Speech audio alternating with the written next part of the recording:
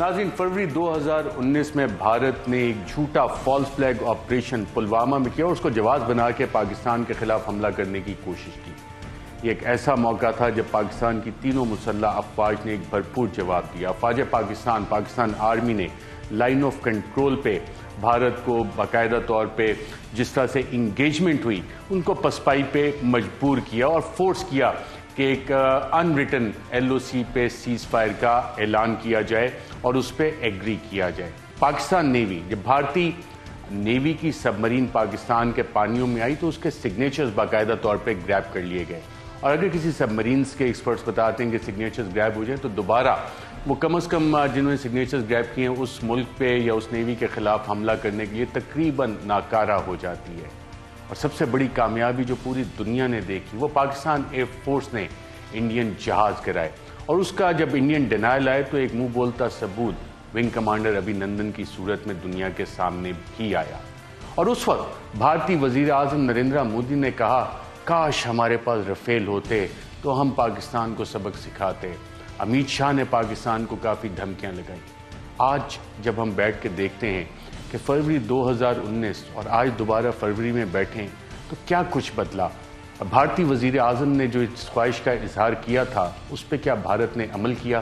اور اس وقت ہمارے ساتھ اس موضوع پہ بات کرنے کے لیے موجود ہیں ایئر مارشل عاصم سلیمان۔ ایئر مارشل عاصم سلیمان صاحب، بہت شکریہ، آپ نے ایک بڑا السٹریس کیریئر پاکستان ایئر فورس میں گزارا اور آپ بھارت میں بطور ایئر اٹیچی بھی پوسٹڈ رہے۔ ہندوتوا جو بھارتی معاشرے کی ٹرانسفارمیشن ہو رہی ہے، ٹرانزیشن ہو رہی ہے، اس سے کیا بھارت کو خطرہ ہے یا پاکستان کو خطرہ ہے؟ Thank you for having me G.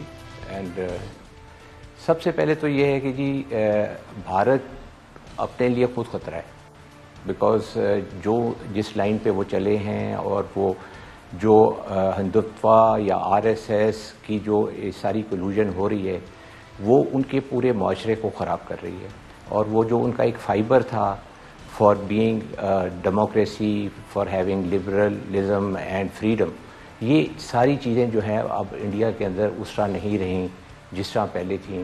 Democracy تو وہ ہوتی ہے جس کا وہ بڑا شوق سے لوگوں کو بتاتے ہیں کہ جی we are the biggest democracy of the world, یہ بالکل ختم ہو کے رہے گی جب ان کا جو یہ والا سٹانس آیا، بیکاز بھارت جو ہے اس سارے پروسیس کے اندر ایک آٹوکریٹک اسٹیٹ بن چکی ہے، اور جب ایک آٹوکریٹک اسٹیٹ ہو تو وہ کسی دنیا کے نارمز کو ابائڈ نہیں کرتے۔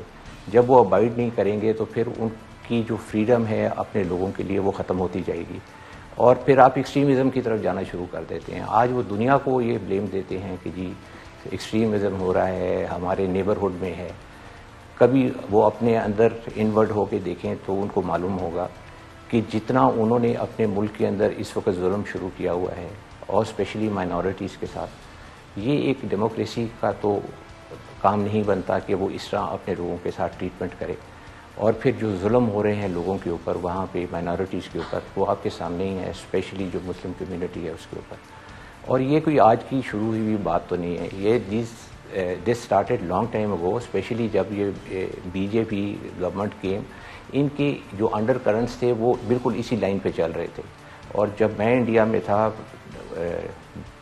99 سے لے کے 2003 تک، ان دنوں میں بھی یہ نریندر مودی صاحب یہی چیف منسٹر ہوتے تھے گجرات کے، اور جو کچھ وہاں پہ گجرات میں ہوا اور جو وہاں پہ ایئر مارشل سلیمان صاحب، آپ نے جو ٹائم پیریڈ بتایا جب آپ وہاں پہ تھے، یہ وہ ٹائم ہے جب باقاعدہ طور پہ BJP کا رائز شروع ہوا، اور جو واقعات وہاں پہ ہوئے اس وقت بھارتی سوسائٹی میں کیا جب آپ تھے آپ نے یہ ریئلائزیشن دیکھی کہ یہ تھریٹ آج جب ہم بیٹھ کے 2022 میں دیکھتے ہیں کہ ایک سیکولر انڈیا وہ تباہ ہو گیا، انڈیا ہندوستان ہندوتوا کے نام سے جانا جاتا ہے، وہ ٹرانسفارمیشن اور بھارتی سوسائٹی میں اس وقت وہ ریئلائزیشن تھی وہاں پہ اس وقت جو سوسائٹی تھی، جو انٹلیکچوئل تھے، وہ کیا کہہ رہے تھے؟ جو سینئر ایلیمنٹس تھے جی ان کو تو یہ رائٹنگ آن دا وال نظر آ رہی تھی، اسپیشلی جس طرف BJP اپنے ملک کو دھکیل رہی تھی۔ آپ اس وقت کا بھی اگر ٹائم فریم کا تھوڑا سا جائزہ لیں تو آپ کو پتہ چلے گا کہ جب یہاں سے پاکستان سے مشرف صاحب وہاں گئے، and we were close to a very good sort of agreement with the Indians, اور اس کے اوپر بھی جنہوں نے اس کو سارے کو سکٹل کیا وہ یہ BJP کے ہارڈ لائنرز تھے، جس میں اڈوانی صاحب تھے اور ان کے جو لیڈرشپ تھی.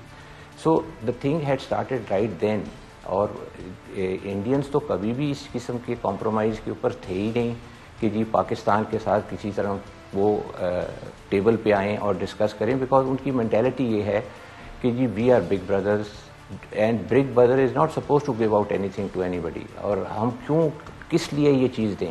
تو ان کے لیے تو دنیا کے لیے یا انسانیت کے لیے تو کوئی درد نہیں ہے, ان کے لیے تو صرف ایک ہی ہے ایکسٹریمزم کہ جی ہم جو ہے اپنے ہندوتوا کا جو بینر ہے اس کو آگے لے کے چلیں, اور اس کے اندر جس کو بھی مرضی وہ رون دیں, ان کو تو کسی قسم کی پرواہ نہیں ہے. اینڈ آج آپ دیکھیں جو ان کے پرائم منسٹر ہیں, اس وقت جب وہ چیف منسٹر سے گجرات کے, رائٹ انڈر ہز نوز کیا ہوا, کتنا ظلم ہوا اور کس طرح وہاں پہ تباہی مچائی گئی ہیومن رائٹس کی. تو دس ول کنٹینیو, یہ کبھی ختم ہونے والا تو ہے نہیں. لیکن یس یو ایبسلیٹلی رائٹ, یہ وہی ٹائم فریم ہے جب یہ کام شروع ہوا. لیکن وہاں کی جو سینئر ایلیمنٹس تھے وہ دے آل ایگری ٹو اٹ کہ یہ جو ہو رہا ہے یہ ٹھیک نہیں ہو رہا, لیکن یہ رکنے والا بھی نہیں ہے. اچھا مارشل اعظم سلمان صاحب, آپ نے کہا ایکسٹریمسٹ آئیڈیالوجی ہندوتوا, اس کے خطے میں بھی عزائم ہوں گے. ایکسٹریمسٹ آئیڈیالوجیز تو اپنا فٹ پرنٹ بڑھانا چاہتی ہیں. اس وقت آپ کو لگ رہا ہے کہ نریندر مودی اپنے جو ریجنل ہیجمنی ہے وہ قائم کرنے کے لیے ہندوتوا کے اسپریڈ کے لیے کام کر رہے ہیں, اور اس سے پاکستان کو کوئی خطرہ ہے؟ دیکھیں جی, جس طرح میں نے آپ سے کہا کہ انڈیا آٹوکریٹک اسٹیٹ ہے.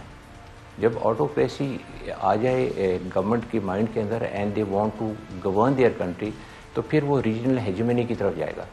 اور ریجنل ہیجمنی کی طرف جاتے ہوئے وہ تو ہمارے ملک کو ہمیشہ سے ایز اے تھریٹ دیکھتے ہیں, اور جب وہ پاکستان کو ایز اے تھریٹ دیکھتے ہیں جو کہ ایک پیس لونگ کنٹری ہے, آپ دیکھ لیں کہ وہ باقیوں کے ساتھ کیا کریں گے. ہم تو پھر بھی اپنا دفاع خود کرنا جانتے ہیں, اور ہم we are difficult neighbours for them to handle, because ہم حق کی بات کرتے ہیں لیکن اس کے ساتھ ہی ہم پیس کی بھی بات کرتے ہیں. لیکن جس کو تو یہ دبا سکتے ہیں ان کو تو وہ دبائیں گے.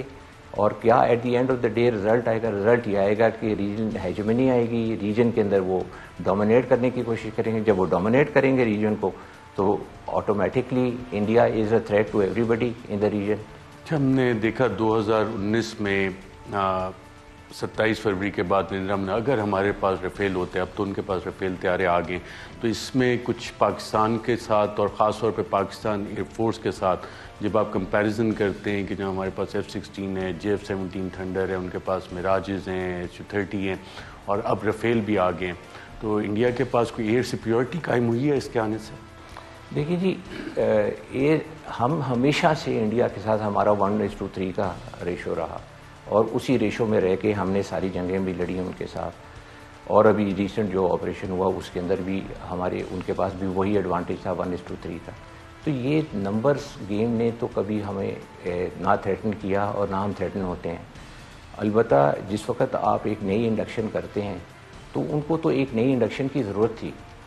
ان کو تو ایک فائٹر چاہیے تھا کہ جو ورلڈ کے اچھے فائٹرز میں سے ایک ہو. ہمیں اس طرح کا کوئی مسئلہ نہیں تھا. We already were having a good fleet of F-16. ہم نے اپنے JF-17 کو اچھا خاصا ماڈرنائز کیا ہوا ہے, اور ایک وائبل فورس ہے ہمارے پاس. تو اگر ہم یہ بولیں کہ جی انڈیا کے پاس رفیل آنے سے کوئی گیم چینجر آ گیا, گیم چینجر تو نہیں آیا. ایک چیز یاد رکھیں کہ جب آپ کمپیئر کرتے ہیں ٹیکنالوجی ٹو ٹیکنالوجی, تو ان کے پاس اگر ہم کہیں کہ Su-30 کوئی اچھا جہاز ہے یا میراج کوئی اچھا جہاز ہے, تو ابھی وہ ریسنٹ آپریشن کے اندر کبھی بھی Su-30 کو پیچھے نہ رکھتے, اور آپ MiG-21 کو آپ نے آگے کر کے مروا دیا.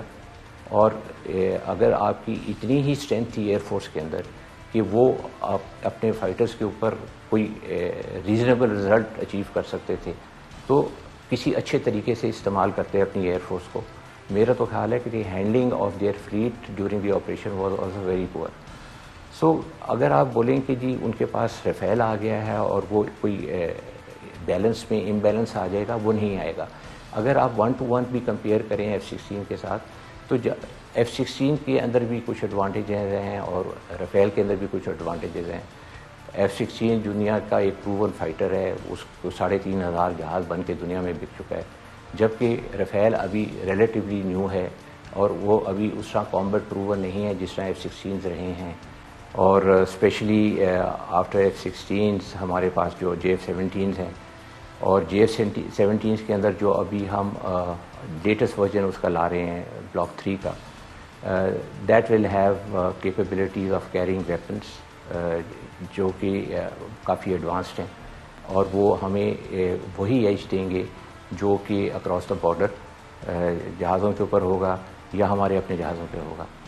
سو یہ ایک بہت بڑا بریک تھرو ہوگا ہمارے بلاک 3 کا, کہ وہ اسی قسم کی ویپن کی کمپیٹیبلٹی رکھے گا جس طرح کی رافیل کی ہوں گی یا اس سے شاید بہترین. اہم ترین خبریں اب ایک کلک کی دوری پر. ہر لمحہ باخبر رہنے کے لیے سبسکرائب کریں ہمارا YouTube چینل. اپنے موبائل فون سے ملکی اور بین الاقوامی اہم خبروں تک رسائی کے لیے ڈاؤن لوڈ کیجیے موبائل ایپ. باموثوق ذرائع سے مصدقہ خبروں, تجزیوں اور تبصروں سے مستفید ہونے کے لیے وزٹ کیجیے پاکستان کی سب سے بڑی news website. ARY news پہنچا رہا ہے خبریں سب سے پہلے آپ تک, تاکہ آپ رہیں ہر لمحہ باخبر.